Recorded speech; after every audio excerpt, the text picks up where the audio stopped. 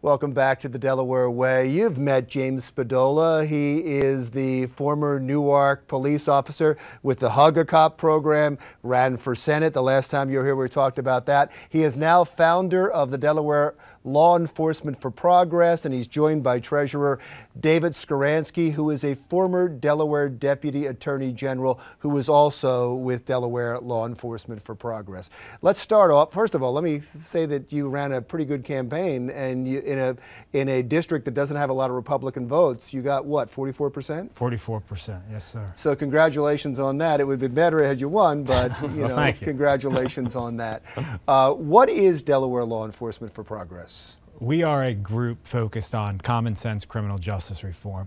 We are comprised of all former law enforcement officials and focused on civil asset forfeiture reform, legalizing marijuana and liberalizing other drug policy, and also banning police ticket quotas. As a former Deputy Attorney General, when you are pushed for something like legalizing marijuana and making and other drugs as well? Legalizing marijuana, liberalizing other drugs. Are you saying that that would cut down on crime somehow? We feel that legalizing marijuana can lead to positive outcomes as long as we have proper regulations in place. We think that if we're going to be legalizing marijuana, because we support that we need to have strong regulatory structures in place to make sure that we protect the people of Delaware while we're doing it.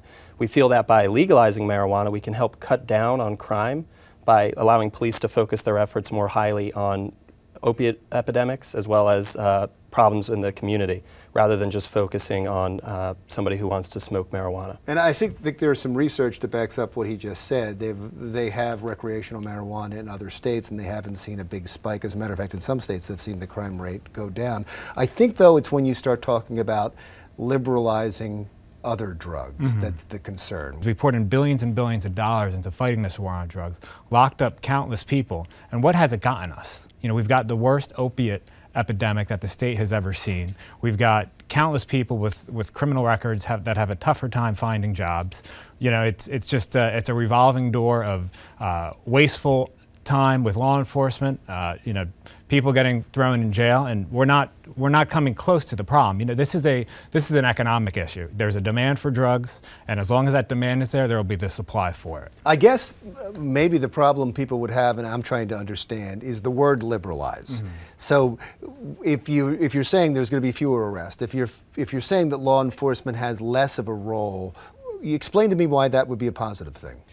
Law enforcement obviously has a huge impact on somebody who might be addicted to a substance. When we talk about liberalizing drugs, what we're talking about is focusing on rehabilitation efforts over strict incarceration for drug use. Right now, currently, someone who's incarcerated for opiate addiction isn't going to get the rehabilitation or the treatment that they need for that. We want to focus our efforts more on rehabilitation of people who have addictions so that when they're released from incarceration or they're released from the treatment facility that they're in, they're not reoffending and ending up back in the system again. That's what we mean when we say liberalizing drug laws. Does your organization that you've put together, do you have a political agenda? Do you have any political bias or leanings? Is there a financial agenda on this? No, we are nonpartisan. Our board right now is comprised of 2 Republicans and 2 Democrats. And what kind of reaction are you getting?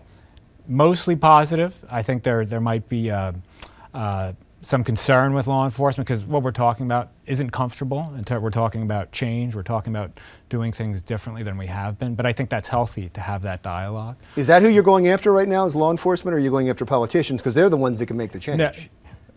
We're going after law enforcement for our membership. We're going after politicians to try and affect that change that we need. So it's a two-handed strategy, basically. And who handles what? I've been doing a lot of the lobbying so far. And how has that been going? Because in recent history, very recent history, there has been a resistance to legalize marijuana. Have you seen any change whatsoever? I would say not with law enforcement, not so much. But we also don't hear the vocal opposition from it. You know, I don't think there's been a peep from any law enforcement officials besides us on the pro-legalization side. But there hasn't been the vocal opposition at this point. So I would take that as a positive. Okay, well, I know that there's a lot of people that are on your side, and there is a fervent opposition. So it's going to be interesting to hear how this goes. Please come back, sure, and tell us what your efforts are like. James Spadola, founder of the Delaware Law Enforcement for Progress, and its treasurer, David Skoranski. Thank you so much. He's also the former Deputy Attorney General in Delaware. When we come back, you're going to be surprised to find out exactly how Delaware is doing when it comes to disaster preparedness. That's when the Delaware Way continues.